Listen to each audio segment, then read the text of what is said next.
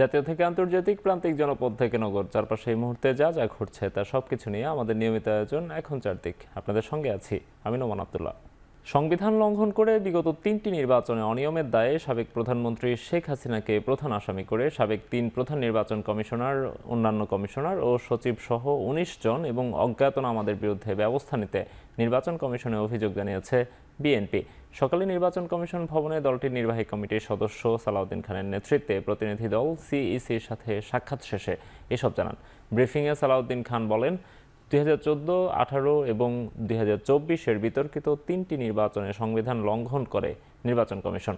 এতে বিএনপি নেতৃবৃন্দের উপর নানাভাবে নির্যাতন করা হয়। বিগত নির্বাচনগুলোতে নির্বাচন কমিশনার সহ সংশ্লিষ্টরা এতে জড়িত ছিল বলে অভিযোগ দলটির। নির্বাচন কমিশন এ নিয়ে ব্যবস্থা নেওয়ার আশ্বাস দিয়েছে বলে জানিয়েছেন তিনি।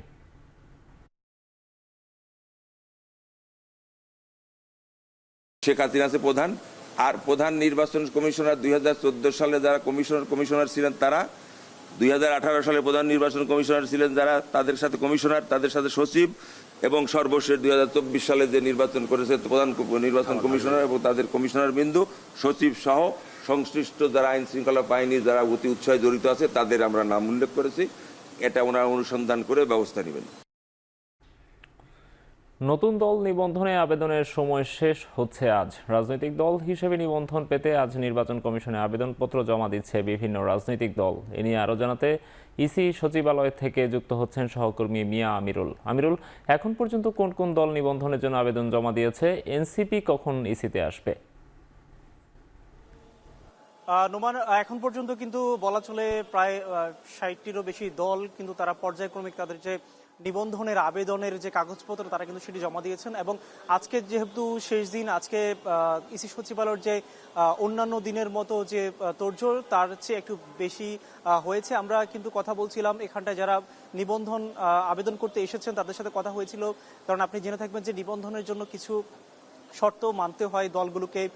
তারা যেটি বলছিল যে বেশিরভাগ দলই তাদের শর্ত মেনে তারা আসলে নিবন্ধনের আবেদন করেছে। আমরা সকালে কথা বলছিলাম ইসি সচিবালয়ের যে সিনিয়র সচিব রয়েছেন আক্তার আহমেদ, তিনি যেমনটি বলেছিলেন যে এখন পর্যন্ত যে দলগুলো আবেদন করেছে দলগুলোর যে শর্ত সাপেক্ষ বিষয়গুলো ছিল সবকিছু বিবেচনায় নেওয়া হচ্ছে এবং সব মিলিয়ে হয়তোবা আগামীকাল নাগাদ জানানো হতে পারে যে আসলে কতগুলো দল তারা আবেদন করেছে। তবে আমরা ভেতরগত যে তথ্যটি পেয়েছি যে এখন পর্যন্ত 64টি দল তারা কিন্তু আবেদন করেছে, তথা আবেদন বলতে যেমনটি বোঝানো হয়েছে যে আসলে তাদের যে কাগজপত্র কিংবা তাদের যে শর্ত সাপেক্ষ যে বিষয়গুলো থাকে সেগুলো। এবং আরেকটি বিষয় আপনি যেমনটি জানতে চেয়েছিলেন যে এনসিপি কয়টা নাগাদ আসতে পারে, এখন পর্যন্ত সর্বশেষ তথ্য মতে হচ্ছে এনসিপি মূলত 3টার দিকে তারা আসতে পারে, এখানটায় আমরা তেমনটি জানতে পেরেছি। এবং এনসিপির পক্ষ থেকে যেমনটি জানানো হয়েছে, আমরা গতকালকে দেখেছিলাম যে শর্তর বিষয়গুলো রয়েছে যে 21টি জেলায় কমিটি এবং সেই সাথে 100টি উপরে যে উপজেলা কমিটি থাকার বিষয়টি এনসিপি যেমনটি নিশ্চিত করেছে যে তারা কিন্তু শর্তের চেয়েও বেশি তাদের যে পদক্ষেপ কিংবা তাদের যে কার্যপ্রণালী সেগুলো তারা করেছে। তারা আশা করছে যে তারা নিবন্ধন পাবে। তো নোমান, আমার কাছে এই ছিল ইসি সচিবালয় থেকে এখনকার সর্বশেষ। ইসি সচিবালয় থেকে যুক্ত ছিলেন সহকর্মী মিয়া আমিরুল। সুষ্ঠু নির্বাচনের মাধ্যমে বাংলাদেশে শান্তিপূর্ণ ট্রানজিশন দেখতে চায় যুক্তরাষ্ট্র, জানিয়েছেন বিএনপির স্থায়ী কমিটির সদস্য আমির খসরু মাহমুদ চৌধুরী।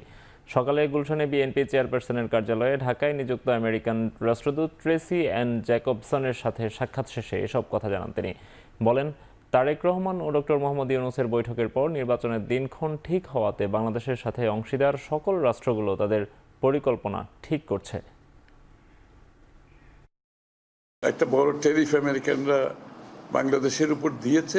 উচ্চ মূল্যের ট্যারিফ যদি ওখানে বাড়িয়ে দেওয়া হয় তাহলে তো আমাদের গার্মেন্টসের রপ্তানি চরম ক্ষতিগ্রস্ত হবে।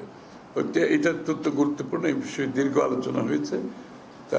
আমরা বিএনপি সরকারের সাথে এই বিষয়ে কাজ করব এবং সহযোগিতা করব যাতে ট্যারিফের ব্যাপারটা একটা সুষ্ঠু সমাধান হয়।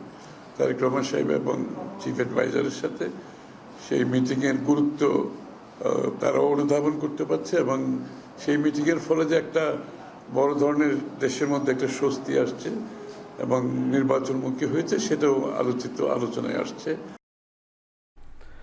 বাংলাদেশে অবাধ ও সুষ্ঠু নির্বাচনের লক্ষ্যে সব ধরনের সহযোগিতা করবে জাপান। মৌলিক সংস্কারের বিষয়ে অবগত আছে দেশটি। সকালে মগবাজারে জামাতের কেন্দ্রীয় কার্যালয়ে দলটির আমিরের সঙ্গে সৌজন্য সাক্ষাৎ শেষে একথা বলেন বাংলাদেশে নিযুক্ত জাপানের রাষ্ট্রদূত সাইদা শিনিচি আমির। এ সময় দলটির সেক্রেটারি জেনারেল জানান, বৈঠকে সংবিধানের মৌলিক পরিবর্তন ও বাস্তবায়ন প্রক্রিয়া নিয়ে জামাতের অবস্থান জানতে চেয়েছেন রাষ্ট্রদূত। We extend the message, our strong commitment to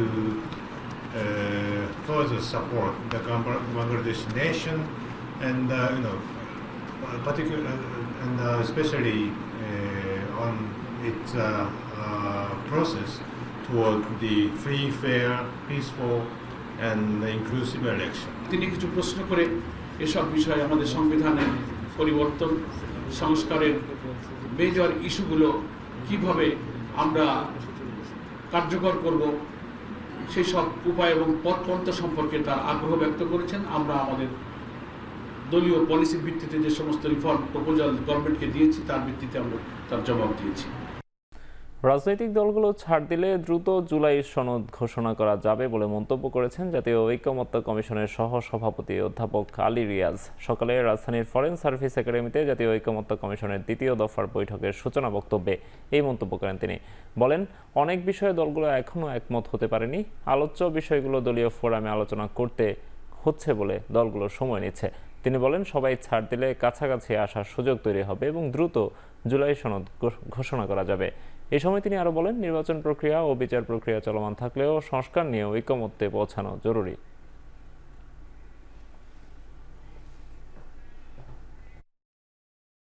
18তম শিক্ষক নিবন্ধনে মৌখিক পরীক্ষায় অংশ নেওয়া সব প্রার্থীকে সনদ দেওয়ার দাবিতে ঘোষণার দাবিতে আন্দোলনরতদের উপর জলকামান ও সাউন্ড গ্রেনেড নিক্ষেপ করেছে পুলিশ।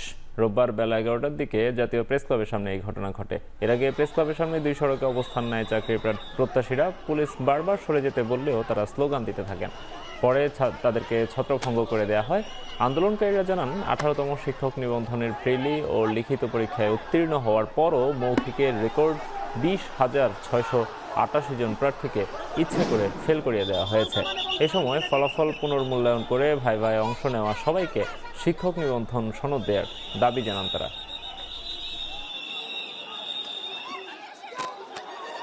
5 আগস্ট পরবর্তী চাকরি হারানো প্রবাসীরা রাজধানীর পরিবাগে সড়ক অবরোধ করে আন্দোলন করছেন। এই মুহূর্তে সেখানকার খবর জানাতে যুক্ত হচ্ছেন সহকর্মী বাইজিদ সাদ।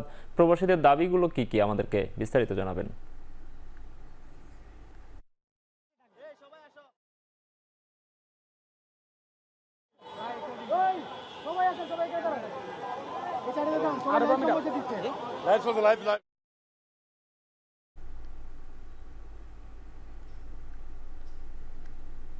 আরব আমিরাতে যেসব প্রবাসীরা জুলাই গণঅভ্যুত্থানের পক্ষে ওই দেশে মিছিল করেছিলেন এবং তারা সেখানে আন্দোলন গড়ে তুলেছিলেন, সেই প্রবাসীদেরকে ওই দেশে আটক করা হয় এবং তাদেরকে জেলে নিয়ে যাওয়া হয় এবং পরবর্তীতে কিন্তু তারা এখানে বেশ কিছুদিন জেল খেটেছেন। এমনকি এখন পর্যন্ত অনেকে কিন্তু সেখানে জেল খাটছেন। যারা জেল খেটেছিলেন তাদের অনেককে বাংলাদেশের সহযোগী বিভিন্ন প্রক্রিয়ার মাধ্যমে তাদেরকে বাংলাদেশে নিয়ে আসা হয়। কিন্তু এর পরবর্তীতে যারা এই দেশে এসেছেন, যারা ক্ষতিগ্রস্ত হয়েছেন, অর্থাৎ জুলাই আন্দোলনে যারা ক্ষতিগ্রস্ত হয়েছেন, সেসব প্রবাসীরা এখানে এসে জড়ো হয়েছেন। অর্থাৎ প্রধান উপদেষ্টার বাসভবনের সম্মুখে ইন্টারকন্টিনেন্টালের যে মোড়টি রয়েছে সেখানে তারা অবস্থান নিয়েছেন। তারা বলছেন যে এই আরব আমিরাতের কারাগারে যারা আটক রয়েছে সকলকে অতি দ্রুত যারা বন্দী রয়েছেন তাদেরকে মুক্ত করে আনতে হবে এবং এই যারা রেমিটেন্স যোদ্ধারা যেন জুলাই প্রবাসী যোদ্ধা হিসেবে স্বীকৃতি পান সে বিষয়টিও কিন্তু তারা বলছেন। অন্যদিকে তারা বলছেন যে তাদের যাতে ক্ষতিপূরণ দেওয়া হয় এবং পুনর্বাসন করা হয় এবং রাষ্ট্রীয় তালিকায় রেমিটেন্স যোদ্ধাদের যাতে রাষ্ট্রীয় তালিকায় অন্তর্ভুক্ত করা হয় সেই দাবি কিন্তু তারা করছেন। মূলত 189 জন এই মুহূর্তে বাংলাদেশে এসেছেন আরব আমিরাতে, যারা দীর্ঘদিন জেল খেটেছেন। তারা বলছেন যে দীর্ঘ 8 মাস পার হয়ে গেলেও সরকার তাদের দিকে কোনো নজর দেয়নি, তাদের ক্ষতিপূরণ কিংবা তাদের পুনর্বাসনের জন্য কোনো রকম কোনো চেষ্টা করেনি। এজন্য তারা প্রধান উপদেষ্টার কাছে দাবি জানাচ্ছেন যাতে করে তাদেরকে জুলাই যোদ্ধা হিসেবে স্বীকৃতি দেওয়া হয়, তাদের ক্ষতিপূরণ দেওয়া হয় এবং সেই সাথে সাথে এই যাদের নো এন্ট্রি রয়েছে তাদেরকে যাতে আবারও আরব আমিরাতে পাঠানোর ব্যবস্থা করা যায় এবং তাদের বাংলাদেশে তাদের নিজ শিক্ষা যোগ্যতা অনুযায়ী যাতে বাংলাদেশে তাদের চাকরির ব্যবস্থা করে দেওয়া যায় সেই দাবি কিন্তু তারা তুলছেন। আমরা এখানে দেখছি অনেকে এসেছেন যাদের সন্তান কিংবা স্বামী এখন পর্যন্ত আরব আমিরাতের জেলে আটক আছেন, তাদেরও কিন্তু মুক্তির জন্য তারা দাবি জানিয়েছেন যাতে করে প্রধান উপদেষ্টা এবং তার সংশ্লিষ্ট যারা রয়েছেন সেই দপ্তরের মাধ্যমে যাতে করে ওই দেশের সহনশীলতা ও সহাবস্থান বিষয়ক মন্ত্রীর সঙ্গে যোগাযোগ করা যায় সেই দাবি কিন্তু তারা তুলেছেন এবং তাদের যে ক্ষতিপূরণ জুলাই যোদ্ধা হিসেবে স্বীকৃতি যদি না দেওয়া হয় তাহলে তাদের যে অবস্থান কর্মসূচি সেটি তারা এখানে চালিয়ে যাবেন এমনটাই কিন্তু তারা বলছেন। এই ছিল আমার কাছে। প্রবাসীদের আন্দোলনের খবর জানাতে পরিবার থেকে যুক্ত ছিলেন সহকর্মী বাইজিদ সাদ। ময়মনসিংহের তারাকান্দায় বাস, সিএনজি ও পিকআপের মুখোমুখি সংঘর্ষে ৩ জন নিহত হয়েছেন, আহত হয়েছেন বেশ কয়েকজন। হতাহতদের উদ্ধারে কাজ করছে ফায়ার সার্ভিস। এই নিয়ে আরও জানাতে সেখান থেকে যুক্ত হচ্ছেন সহকর্মী হারুনুর রশিদ। হারুন, হতাহতের সংখ্যা বাড়তে পারে কিনা সেখানকার সর্বশেষ তথ্য জানাবেন। নোমান, আজকে বেলা 11:30টার দিকে ময়মনসিংহ শেরপুর রোডের তারাকান্দার বাগুন্দা এলাকায় একটি দুর্ঘটনা ঘটেছে এবং এখানে আমরা যেটি দেখেছি এবং স্থানীয়দের সাথে কথা বলে, পুলিশের সাথে কথা বলে যে বিষয়ে জানতে পেরেছি সেটি হচ্ছে যে শেরপুর থেকে ঢাকাগামী একটি যাত্রীবাহী বাস নিয়ন্ত্রণ হারিয়ে বিপরীত দিক থেকে আসা একটি অটোরিকশা এবং একটি সিএনজিকে চাপা দেয় এবং চাপা দিলে কিন্তু এটি নিয়ন্ত্রণ হারিয়ে যায় এবং এরপরে সেটি রং সাইডে বাসটি চলে আসে এবং চলে আসার পর কিন্তু আরও একটি সিএনজি, একটি হ্যান্ড ট্রলি এবং একটি পিকআপের সাথে মুখোমুখি সংঘর্ষ হয়। মোট 5টি যানবাহনের সাথে বাসের সংঘর্ষ হয় এবং এই সংঘর্ষের কারণে ঘটনাস্থলেই কিন্তু 2 জন নিহত হয়েছেন এবং বেশ কয়েকজনকে স্থানীয়রা এবং ফায়ার সার্ভিস সদস্যরা উদ্ধার করে হাসপাতালে প্রেরণ করেছে। প্রথমে তারাকান্দা হাসপাতাল এবং এরপরে ময়মনসিংহ মেডিকেলে কিন্তু নিয়ে যাওয়া হয় এবং যাদেরকে নিয়ে যাওয়া হয়েছে এর মধ্যে বেশ কয়েকজনের অবস্থা আশঙ্কাজনক বলে আমরা জানতে পেরেছি এবং চিকিৎসকরা, ময়মনসিংহ মেডিকেল কলেজের চিকিৎসকরা যেটি বলছেন যে যাদেরকে আহত হিসাবে নেওয়া হয়েছে তাদেরকে তারা চিকিৎসা দিচ্ছেন এবং তারা সম্ভাব্য সব রকম চেষ্টা করছেন যেন তাদেরকে সুস্থ করে তোলা যায় এবং এই দুর্ঘটনার কারণে কিন্তু এখানে প্রায় 1 ঘন্টারও বেশি ময়মনসিংহ শেরপুর সড়কে যানবাহন চলাচল বন্ধ ছিল। পরে ঘটনাস্থলে ফায়ার সার্ভিস সদস্যরা উদ্ধার কাজ শুরু করে এবং আমরা দেখতে পাচ্ছি যে সেনাবাহিনীর সদস্যরা ঘটনাস্থলে এসে পরিস্থিতি নিয়ন্ত্রণে এবং পুলিশ সদস্যরা ছিল এবং সেনাবাহিনী এবং পুলিশের হস্তক্ষেপে প্রায় 1 ঘন্টা পর শেরপুর ময়মনসিংহ রোডে যানবাহন চলাচল শুরু হয়েছে। তবে এখানে স্থানীয়রা যেটি বলছেন এটি একটি দুর্ঘটনা প্রবণ এলাকা এবং এখানে প্রায়ই দুর্ঘটনা ঘটে এবং এই সড়কে কিন্তু গত একদিন আগেই এই সড়কে তারাকান্দা এবং ফুলপুরে সড়ক দুর্ঘটনায় 11 জন নিহত হয়েছেন। একদিন পরেই কিন্তু আজকে এখানে আরো 2 জন নিহত হয়েছেন ঘটনাস্থলে এবং বেশ কয়েকজন গুরুতর আহত অবস্থায় আছেন। তো এই ছিল আমার কাছে ময়মনসিংহের তারাকান্দা থেকে সর্বশেষ। সড়ক দুর্ঘটনার খবর জানাতে ময়মনসিংহ থেকে যুক্ত হয়েছিলেন সহকর্মী হারুনুর রশিদ। নৌবাহিনীতে নতুন প্রযুক্তি ও অস্ত্রে সমৃদ্ধ করে একটি ত্রিমাত্রিক বাহিনী হিসেবে গড়ে তোলা হয়েছে বলে জানিয়েছেন সেনাপ্রধান জেনারেল ওয়াকারুজ্জামান। সকালে চট্টগ্রামের নেভাল একাডেমিতে গ্রীষ্মকালীন রাষ্ট্রপতি কুচকাওয়াজে তিনি এসব কথা বলেন। সেনাবাহিনী প্রধান জেনারেল ওয়াকারুজ্জামান প্রধান অতিথি হিসেবে কুচকাওয়াজে সালাম গ্রহণ করেন। এ সময় তিনি নবীন কর্মকর্তাদের ক্রমবর্ধমান চ্যালেঞ্জ মোকাবেলায় দেশপ্রেম ও নিষ্ঠার সঙ্গে কর্তব্য পালনের আহ্বান জানিয়ে বলেন, নৌবাহিনী দেশের সীমানা পেরিয়ে বহির্বিশ্বে অবদান রাখছে। নবীন কর্মকর্তাদের নেতৃত্বে সর্বোচ্চ গুণাবলী দিয়ে আন্তরিকতার সাথে দায়িত্ব পালনের আহ্বানও জানান তিনি। কুচকাওয়াজে নৌবাহিনীর 52 জন নবীন কর্মকর্তা আজ কমিশন পেয়েছেন। এর মধ্যে 8 জন নারী ও 4 জন বিদেশি। এ সময় 3 বাহিনীর ঊর্ধ্বতন কর্মকর্তা ছাড়াও বিভিন্ন দেশের সেনা কর্মকর্তারা উপস্থিত ছিলেন।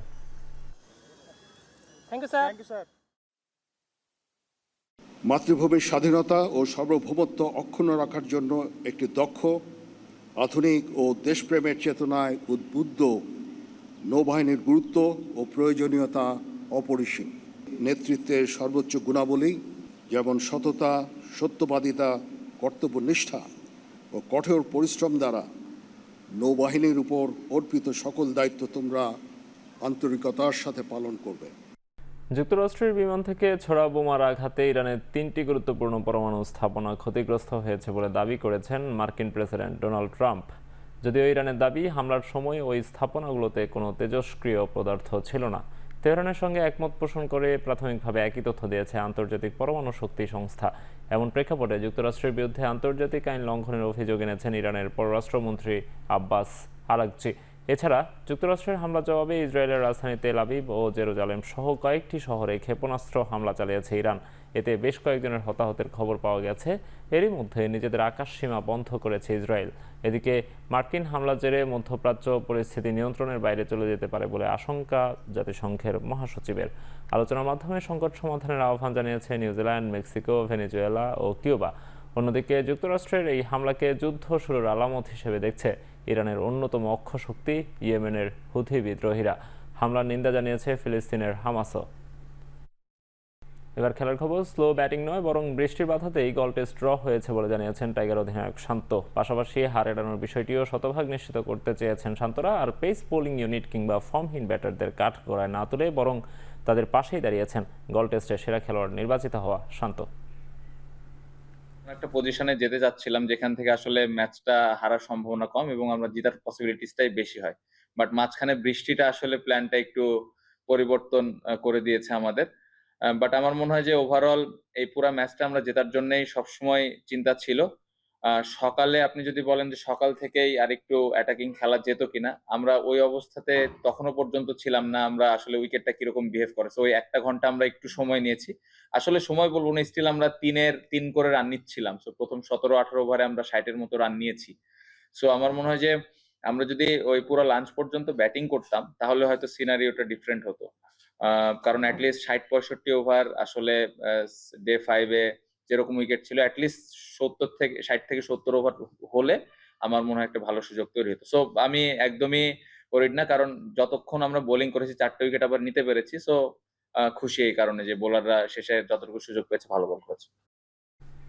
শেষ করছি এখন চারদিক। এখন টেলিভিশন ওয়েবসাইটে দেখতে ভিজিট করুন www.econ.tv। এছাড়া ফেসবুকে দেখুন facebook.com/tv.econ। ইউটিউবে এখন টেলিভিশন দেখতে ভিজিট করুন youtube.com/t/econ tv।